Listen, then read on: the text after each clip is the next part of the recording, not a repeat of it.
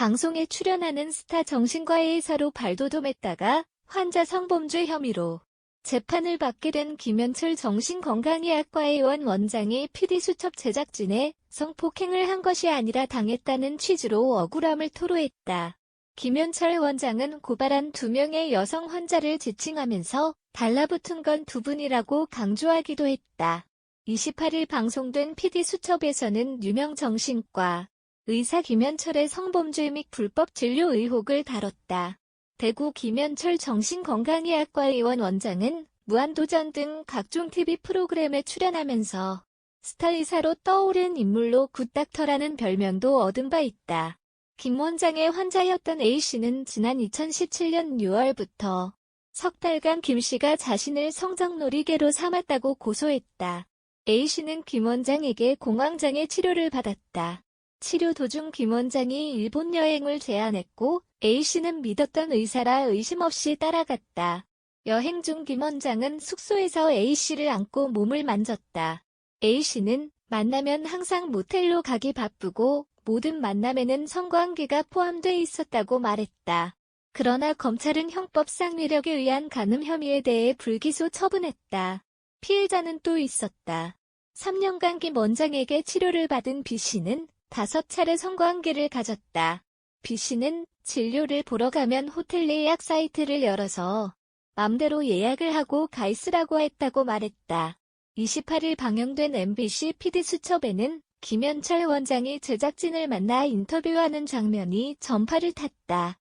제작진은 만나자는 약속에 김현철 원장이 답이 없자 그를 기다렸고 주차장에서 마주쳤다. 김현철 원장은 쌍방 녹음을 합시다. 왜냐하면 편파적으로 할까봐라고 걱정하면서도 인터뷰에 응했다.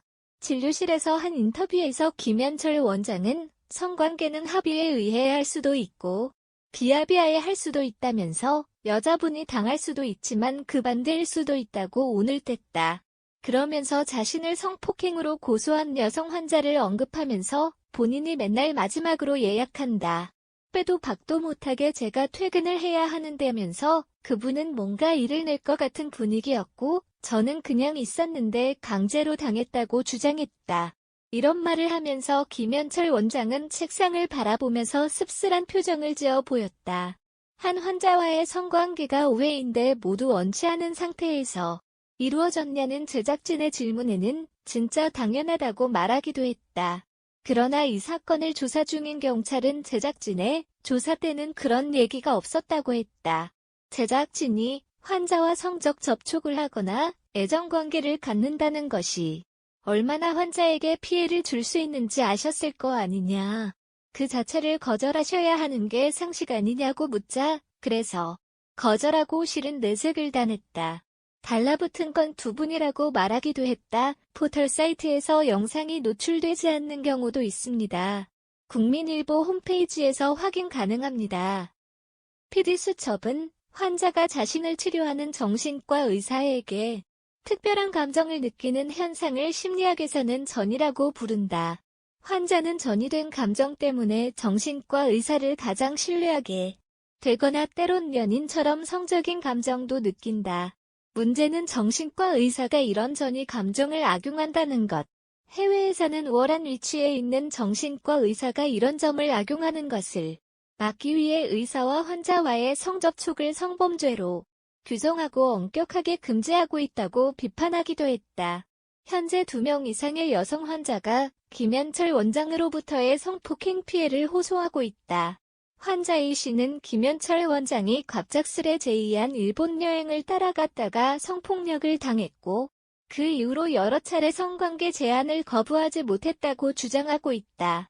환자 B씨 역시 자신이 김현철 원장에게 호감을 표시하자 김현철 원장이 바로 성관계를 제안했고 자신은 거부하지 못하고 치료 기간에도 5차례 이상 성관계를 했다고 호소하고 있다. 환자 A씨 23여,는 지난해 12월부터 올해 3월까지 김 원장으로부터 수차례 성폭행 당했다며 김 씨를 고소했다. 환자 A씨는 2016년부터 김 원장의 병원에서 진료를 받아왔다.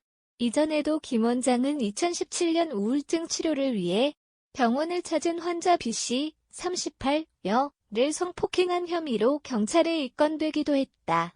검찰은 주고받은 문자를 토대로 조사한 결과 위력 행사가 입증되지 않는다며 지난해 11월 해당 사건을 불기소 처분했다. 김 원장은 또 2013년 회식 자리에서 간호조무사 2명을 강제추행한 혐의 등으로 기소된 상태다. 환자 A씨와 B씨는 언론 인터뷰와 SNS에 김 원장으로부터 그루밍 성폭력을 당했다고 주장한 바 있다.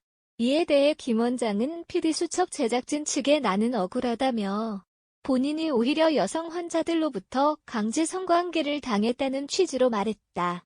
김 원장은 성관계는 합의에 의해 할 수도 있고 비합의하에 할 수도 있다면서 여자분이 당할 수도 있지만 그 반대일 수도 있다고 운을 뗐다. 이는 의사가 환자와 성관계를 해서는 안 된다는 기본적인 윤리 지침을 어긴 것이다. 해외에서는 우월한 위치에 있는 정신과 의사가 이런 점을 악용하는 것을 막기 위해 의사와 환자와의 성접촉을 성범죄로 규정하고 엄격하게 금지하고 있다. 병원 직원들은 김 원장의 문제 행위가 일상적으로 이뤄졌다고 밝혔다.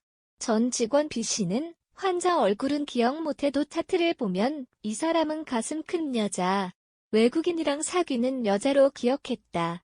자신의 성욕을 풀 데가 없으니까 찾다가 환자분들 중에 뒤탈이 없을 만한 사람만 골라서 이용했다고 말했다.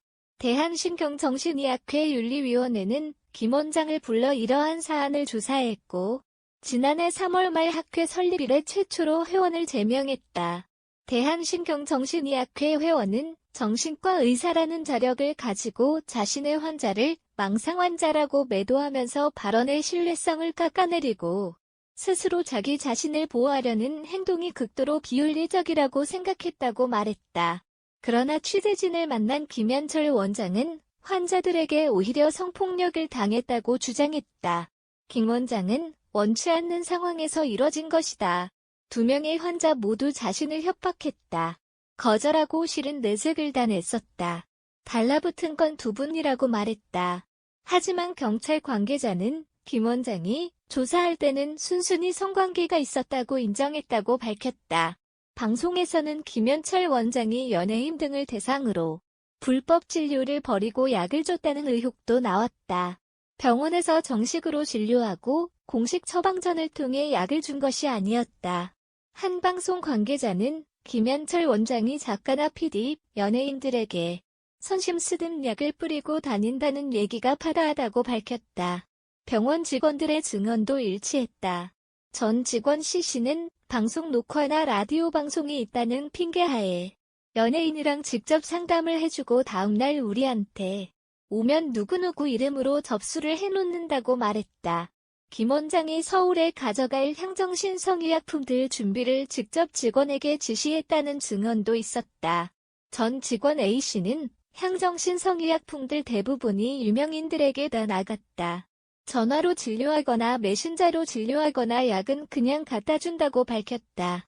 이에 대해 전문가는 환자의 편의를 위해 한 번 정도가 아니라 지속적으로, 정기적으로 이뤄진다면 의료법 위반으로 이해할 수 있다고 말했다.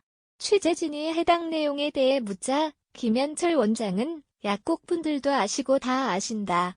그런 일 없다고 부인했다. 김현철 원장은 배우 유하인이 댓글을 쓴 사람과 SNS에서 논쟁을 벌이자 직접 상담도 하지 않은 상태에서 경조증이란 진단을 내려 물의를 일으키기도 했다.